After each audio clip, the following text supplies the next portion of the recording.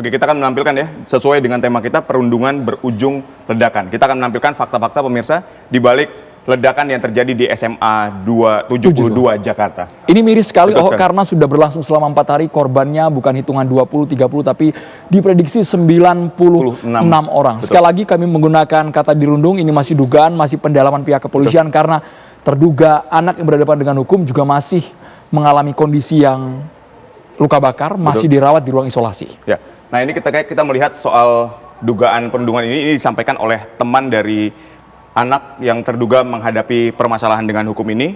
Temannya menyatakan bahwa ini merupakan sosok yang penyendiri, sosok yang suka menggambar hal-hal yang berbau ekstremisme, dan dia suka menonton video-video yang perang-perangan, tembak-tembakan. Itu yang disampaikan oleh temannya. CCTV ada menggambarkan ketika ia datang ke sekolah membawa tas warna biru, terekam, terpotret di sana. Tapi Anda lihat bagian yang meledak, musola Masjid SMA Negeri 72 Jakarta. Korban lukanya sementara data yang kami terima 29 masih dirawat, 67 sudah pulang. Variasi luka bakar di bagian wajah dan tubuh. Betul sekali. Dan satu korban yang mengalami luka cukup parah ini tidak hanya dirawat di ruang ICU, Andro, ternyata dia sampai dirawat di ruang isolasi dengan luka bakar di area wajah, kemudian di dada, di tangan bagian kiri, kemudian di area kaki. Itu dari korban yang mengalami luka yang paling parah. Sekali lagi kami menggunakan istilah anak yang berhadapan dengan hukum karena dari kepolisian menemukan 1 orang usia masih 17 tahun dan dipastikan berasal dari SMA itu juga. Kita simak bersama penjelasan dari Kapolri,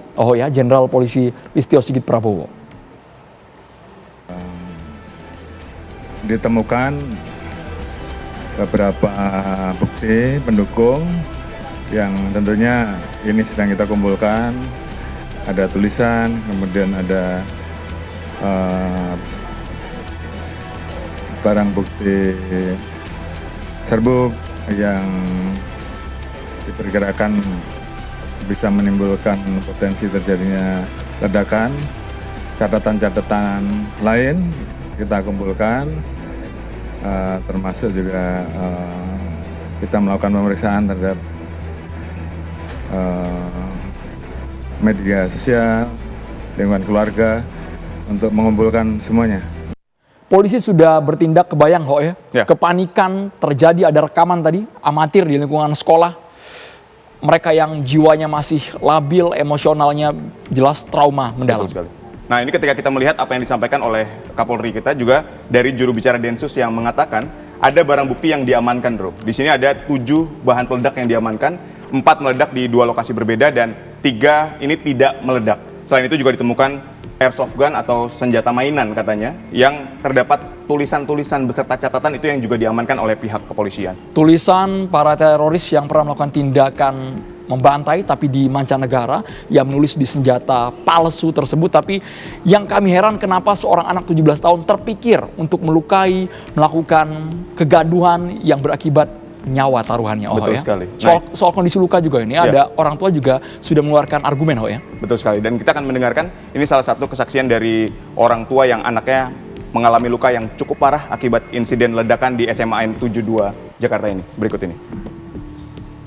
Saya yang terparah lukanya, bukan dari pihak rumah sakit lagi, emang anak saya yang terparah. Karena posisi yang paling dekat gitu ya? Ya, buktinya anak saya masih di ruang ICU, itu diisolasi.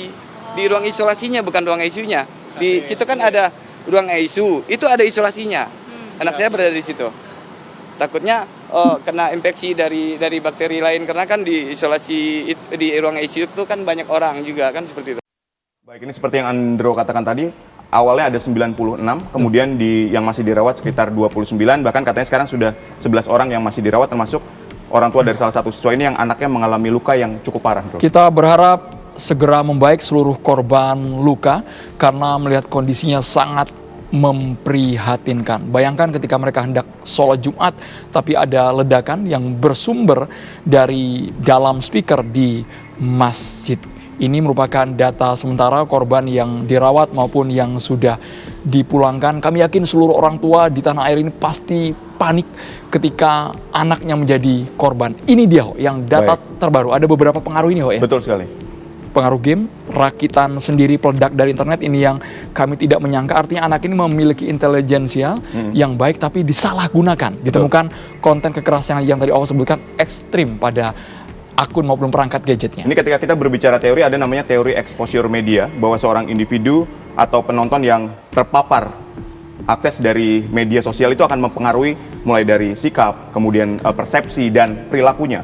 Sehingga ketika dia tadi misalnya sering terpapar oleh konten video perang, menggambar hal-hal yang ekstremis, ini pasti berpengaruh ke psikologisnya. Apalagi ada dugaan bahwa anak ini kerap sekali dirundung oleh teman-teman Indro. Sekali lagi kami tidak mau menjustifikasi sang anak, tetapi kabarnya ibu dari anak ini menjadi seorang tenaga kerja di luar negeri di Taiwan. Kemudian ia tinggal dengan ayahnya di Indonesia, orang tua juga sudah berpisah. Banyak faktor yang namanya perundungan, fisik, verbal, cyberbullying. Kita dengarkan bersama, ini ada penjelasan lebih lengkap dari seorang psikolog dari Universitas Paramadina. Apa sebenarnya yang menjadi pemicu, pemantik anak ini bisa ekstrim sekali? Usia mungkin is not make sense ya. Tetapi ada banyak faktor lain. Bisa saja sekarang peran-peran media ya. Dia bisa melihat dari YouTube, Medsos. bagaimana benda-benda apa saja yang harus disiapkan untuk meledakkan sesuatu. Dia belajar ini, saya yakin anak ini cukup smart ya. Kalau dilihat, nggak mungkin anak yang tidak punya secara kognisinya tidak bagus bisa merakit seperti itu. Tapi dia pasti punya kemampuan kognitifnya bagus. Oke. Nah, tinggal bagaimana emosionalnya. Emosional itu apakah ketika dia melakukan itu ada kondisi yang membuat dia puas gitu ya. Atau membuat dia merasa ingin melakukan sesuatu yang menyakiti orang lain gitu ya. Nah, jadi ada gangguan kontrol impuls. Betul, ini yang seperti dinyatakan ada gangguan kontrol impulsif yang membuat seseorang ingin menyakiti orang lain atau dirinya sendiri. Nah, ini yang sebetulnya harus juga kita sebagai pribadi itu menyadari soal itu, Ndro. Jika memang kita mengalami gejala-gejala demikian, ada baiknya itu tadi kita ke ahli atau misalnya kita ke psikolog atau ke dokter yang memang berwenang untuk menangani permasalahan itu. Jangan malu ketika Anda mengalami gejala demikian. Dan yang harus ditekankan bahwa kasus perundungan dimanapun, apalagi kita berbicara soal lingkungan sekolah, ini yang harus sangat diantisipasi. Jadi bukan hanya peran dari guru, orang tua, tapi juga peran dari lingkungan sekolah termasuk siswa, teman-teman yang berada di dalamnya untuk membuat lingkungan yang baik untuk setiap orang. Seperti puncak es, gunung es, kasus perundungan bukan hanya terjadi di Jakarta, tapi ada juga di Blora, di Aceh Besar. Semoga luka hati yang mungkin dipendam selama ini, khususnya bagi orang-orang introvert yang susah menyampaikan ketika ia ada keluhan, harapannya ada tindakan dari pihak guru, pendampingan orang tua, dan jelas seorang psikolog yang ahli. Kabar Petang akan segera kembali sesaat lagi. Pemirsa, kami akan menghadirkan dialog mengenai Komisi Reformasi Polri yang telah dibentuk oleh Presiden Prabowo Subianto. Sang Ketua Komisi, Profesor Jimli Asidiki akan hadir di Kabar Petang. Tetaplah bersama kami.